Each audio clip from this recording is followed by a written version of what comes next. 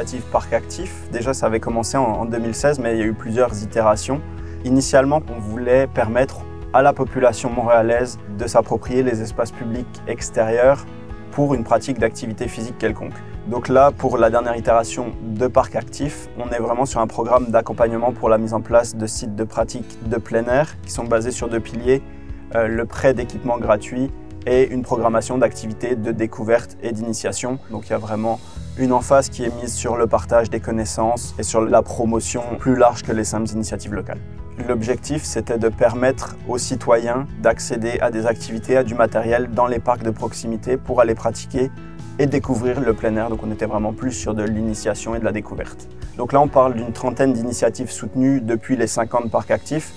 20 sont encore en activité actuellement. On parle de projets qui ont quand même une belle résonance publique. On peut penser au prêt de matériel dans les bibliothèques. Il y a eu des centres de prêt qui ont été montés comme Pause plein air à Verdun, également le jardin d'éducation cycliste, le Petit Monde à bicyclette au parc La Fontaine. Et tout ça, c'est des projets qui sont quand même assez connus des Montréalaises, des Montréalais. Donc, ils ont pu profiter des initiatives qui ont été menées pour intégrer le plein air à leur quotidien, à leur pratique de loisirs. L'implication de MPA a pu faire connaître l'initiative au sens plus large. On a pu profiter en fait de la force du réseau, autant des gens qui étaient directement impliqués dans le plein air que d'autres organisations.